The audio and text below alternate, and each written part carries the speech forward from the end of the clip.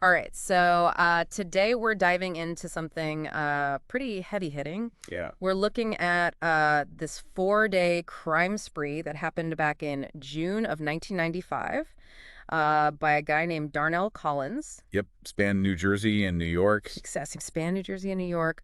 Um, and as always, we've compiled a bunch of information from different sources to try to give you guys Different perspectives. yeah, exactly. Different perspectives of this whole thing. We got news reports from back then. We've got, the Wikipedia entry on this guy, and even a couple other, kind of documented accounts of what happened. And really what we're going to try to do today is piece together the timeline, like what happened where and when. Right, exactly. Try to figure out why. Why, of Yeah. course, always the big question. And also just look at, what was the lasting impact of this whole thing? The aftermath. Yeah, exactly, and the Yeah. aftermath of it all. Yeah. So we're not going to get bogged down in, every single detail of this thing. That would take us hours and hours and hours. But we're going to try to extract like the main things that happened. Bullet points. The key points, yeah. But we're also going to, kind of think about the bigger picture. Yeah. Like, what does this whole case tell us about, crime and the justice system and all that? Right, exactly.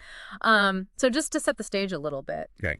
we're focusing on June 17th to the 21st, 1995. Okay.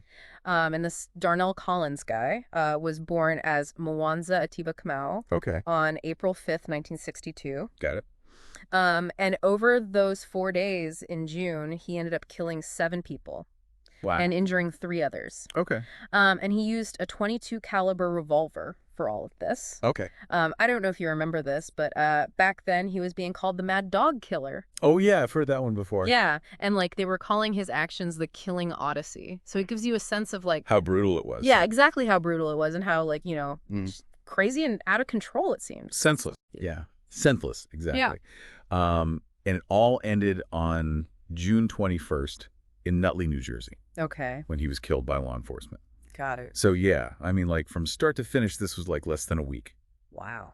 So much violence packed into such a short amount of time. Yeah, intense. Right.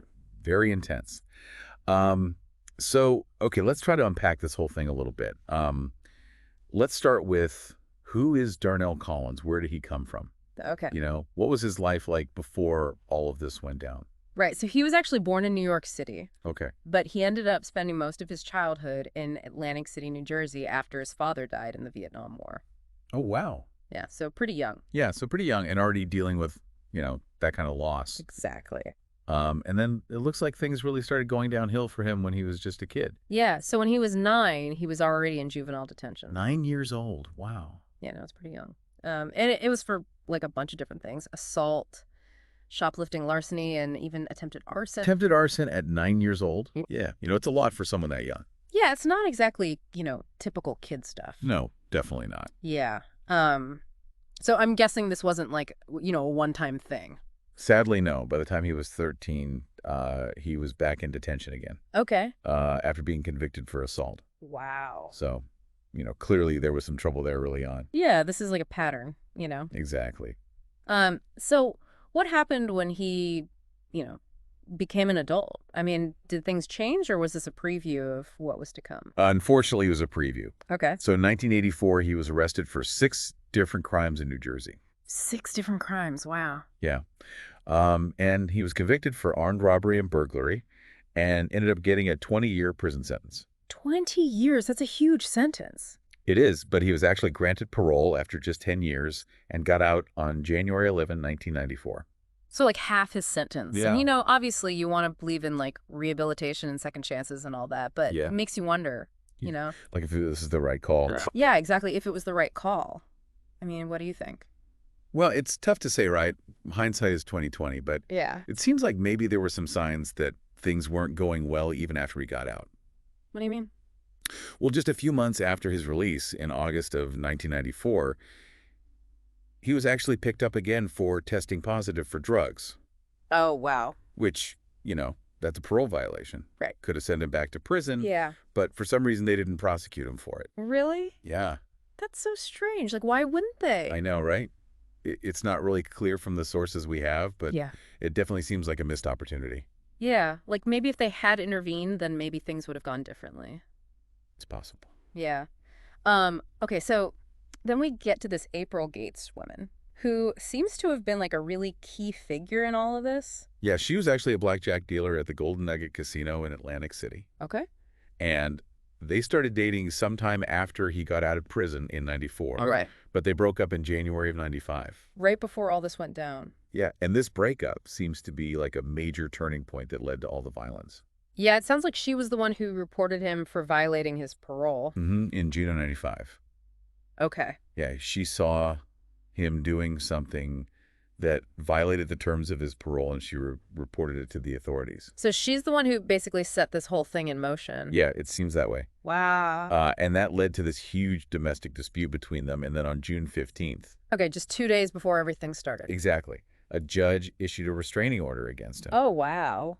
So he wasn't allowed to have any contact with her. So you've got this guy with a long history of violence. Mm-hmm. He's already violated parole once, gets away with it. Yep. Then gets dumped by his girlfriend. Right. And then slapped with a restraining order. Exactly. Like, it seems like a recipe for disaster. Yeah, he was probably feeling really cornered and desperate. Yeah. So then we get to the actual crime spree, which starts on June 17th in New Jersey. Right. And this is where things get really, really dark. So on June 17th, he went to the house of April Gates' mother, Shirley Gates, Okay. who was 51 at the time. Okay.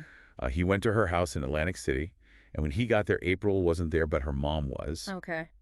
And he tied her up and shot her twice, killing her. Oh, my God. And then he put her body in his car and drove to the house where April was at a birthday party. He went straight from the mom to the daughter. I know, it's chilling. Yeah, it's like Ugh. incredibly targeted. Yeah, he knew exactly where to find her. It doesn't seem random at all. No, not at all. So what happened at the party? So he barged into the house, found April sitting there, and started confronting her in front of everyone. Oh, God. Yeah, and reportedly she, like, challenged him right there. Really? Yeah, and that's when he shot her 3 times, once in the ear, twice in the stomach. Oh, my God. Yeah, and she died right there. And this is all in front of witnesses. Yeah, no, it's so terrifying. And then after he shot her, he apparently yelled, "Why'd you tell?" Wow. And then he just took off in her car. So clearly this was all about revenge. It seems that way. Yeah. Yeah, he felt betrayed by her reporting him. Yeah, and this is just the beginning. Right. So he takes off in her car. Where does he go? So he drove about 30 miles to Monroe Township Okay. and checked into the Star Motel on Black Horse Pike. Okay.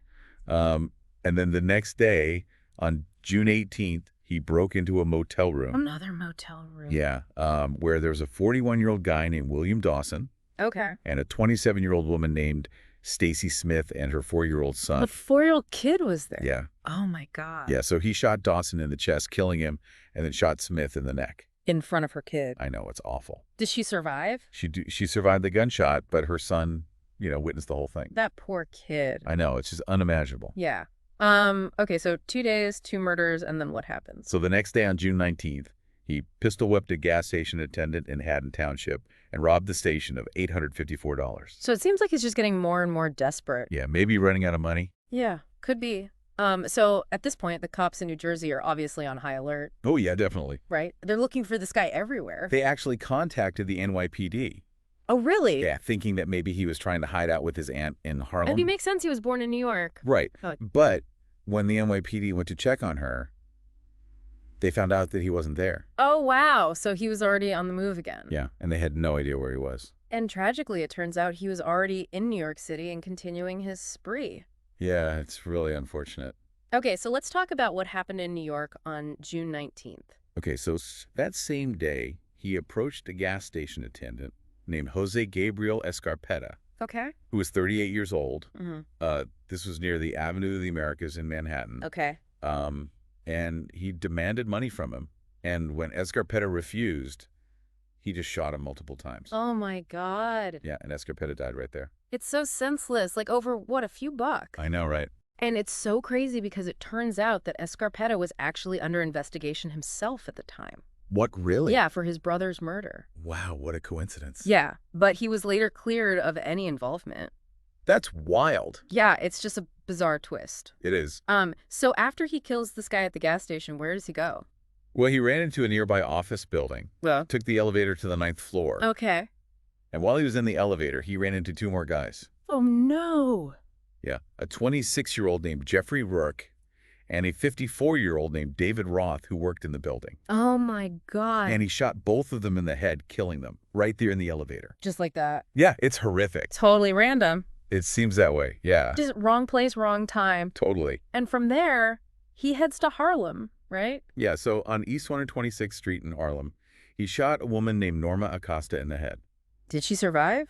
Thankfully, she did. Wow. Yeah, she was seriously injured, but she pulled through. That's good. At least some good news. Yeah.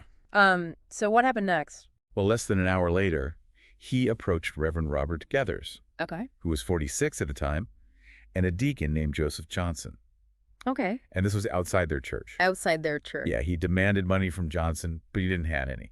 Okay. And then Reverend Gethers gave him $350 from his own wallet. And surprisingly, he let them both go. He didn't shoot them? Nope, he just took off in their car. Wow, that's so strange. Like, after all this killing, why spare these two guys? I know, it's hard to understand what was going on in his head. Yeah, it's like he had these moments of, almost like humanity amidst all this brutality. It is strange. Yeah, really strange. Okay, so we're getting close to the end here. The final murder was on June 21st. Yeah, he was hitching a ride in a taxi. Okay. And for some reason, he shot the driver, Emmanuel Malin, in the head. Just like that. Yep, killing him instantly. So that brings the total to 7 murders in 4 days. Yeah, it's just insane. Totally insane. And the spree finally comes to an end later that same day back in New Jersey. That's right. Tell me about that. Okay, so the police in Newark, New Jersey got a call about some guys with guns. Okay. And while they were heading to that call, they saw a white vehicle that matched the description of the one Collins was driving. Oh, wow. Yeah. And so they started chasing him. Okay. And this chase went on for like 20 minutes. 20 minutes. Wow. Yeah, they lost him for a bit, but then they spotted him again in Belleville. Okay. And during the chase, Collins was shooting at the cops. Oh, my God. But luckily, he didn't hit anyone. That's a miracle. I know, right? So what happened? How did it end? So near Washington Avenue, he crashed his car into a house while he was trying to turn onto Kingsland Street. Oh, wow. So they finally cornered him. Yeah. He then jumped out of the car and ran off, hiding behind a small wall. Okay. And he started shooting at the cops again. Oh, geez. Yeah. And they were shooting back, but again, nobody got hit. So close. I know, right? So how did they finally get him? So he kept running towards a river, and he went into the shallow water, reloaded his gun, and just kept firing at the police. Oh, my God. And that's when they shot him. How many times? 14. 14 times. Yeah, he died right there at the scene. Wow. I mean, it's a crazy end to a crazy few days. It is. So, obviously after something like this happens, people want answers. Mm-hmm. They want to know how this could have happened. Right. And a lot of the focus in this case ended up being on Collins's parole officer. Yeah, a guy named John Goodman. Okay. And people were asking a lot of questions about what he knew and what he did or didn't do to try to stop this. Yeah, I mean, this guy, Collins, had a long history of violence. He had already violated his parole once. Right. Why was he even out on the streets? Yeah, it's a tough question. So what happened to the parole officer? Well, they actually had an administrative hearing on October 19th, Okay. and the court decided that Goodman had neglected his duties. Really? Yeah, and because of that, he was fired from his job in January 1996. So he lost his job because of this? Yeah, he was held accountable. Wow. It's tough, It is. It's easy to blame him, but at the same time, it's like a huge responsibility It is. to be in charge of someone like Collins. Mm-hmm. So as we wrap up this deep dive into this really horrific event, it's just a stark reminder of how destructive violence can be. Absolutely. 7 people dead in just 4 days. Yeah. Families shattered, communities traumatized. It's Yeah. hard to even process it all. Yeah, and it really makes you think about how we deal with people who have a history of violence. Exactly. Like, how do we balance the need to rehabilitate them with the need to protect the public? Yeah, it's a tough balance. Yeah. And this case really highlights that struggle. Absolutely. So I guess the big question is, Mm-hmm. given everything we know about Darnell Collins and his past, Right. what could have been done differently? Yeah, that's the million-dollar question. Could this tragedy have been prevented? It's hard to say for sure, but it's definitely something to think about. Yeah, for sure.